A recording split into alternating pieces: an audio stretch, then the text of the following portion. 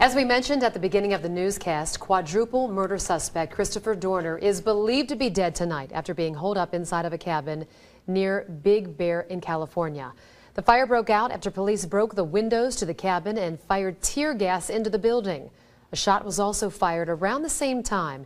And tonight, news media in California, they are confirming a body has been found inside of the cabin. Tonight, we're asking the question, was taking Dorner alive an option? Ben has the reality check you won't see anywhere else.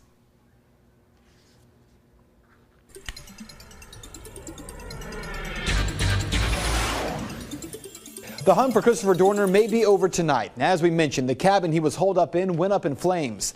Dorner was wanted on charges of having killed a Riverside police officer. The details of his manifesto have been all over the internet. In that rambling manifesto, Dorner explains that the LAPD is corrupt. He was fired from the LAPD in 2008 after being accused of falsely claiming that his training officer kicked a mentally ill suspect in the course of an arrest. In his manifesto, Dorner challenges journalists to look into that case, saying that the accusation was not false and that his only crime was reporting that officer. Well, hundreds of officers now working on the Dorner case, not just responding to every credible sighting, but also protecting at least 50 families connected to that angry manifesto Dorner allegedly wrote, saying he would kill police. In the process, the LAPD have made some horrific mistakes. While Dorner has been charged with killing one Riverside police officer and shooting 2 others, California police have nearly killed 3 people while hunting Dorner. In Torrance, California, police shot 2 women, a 47-year-old woman and her mother, 71-year-old Emma Hernandez, as they were delivering newspapers from their truck. Carranza suffered minor injuries, but Hernandez was shot in the back and remains in ICU. A second attempt to shoot Dorner involved police in Torrance shooting up a second truck. In that case, no one was hurt. But how does that happen?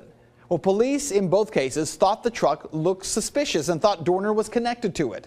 They did nothing to verify who was inside, though, before opening fire. And it's clear from the way that truck was riddled with bullets, officers were trying to kill Dorner, not just apprehend him. In fact, things are so bad in LA right now that some people are wearing T-shirts and putting bumper stickers on their cars with messages written on them saying things like, "Not Chris Dorner, do not shoot." But even as all of this is happening, there may be an even bigger issue beginning to emerge.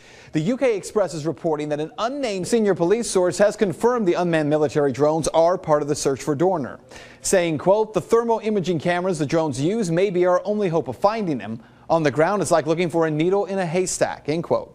LAPD is not confirming those reports. When asked if drones had been deployed to search for Dorner, Riverside Police Chief Sergio Diaz told the Express, quote, "We are using all the tools at our disposal." So what this means for you is that Chris Dorner certainly may be dead tonight. And quite frankly, I'm not sure that anyone watching would be surprised by that. But correct me if I'm wrong. From the way the LAPD has conducted this search thus far, it does not appear they were attempting to apprehend Dorner. Reports from the scene say that Dorner may have tried to escape from the cabin, but was pushed back inside. And KCAL was playing police scanners live on their air, and police officers could clearly be heard yelling to burn the cabin down. The response by that anchor, quote, "Naturally, police are upset," end quote. The question we should all be asking, even if Christopher Dorner was guilty of everything he was accused of, when do police get to decide if he's taken, dead or alive?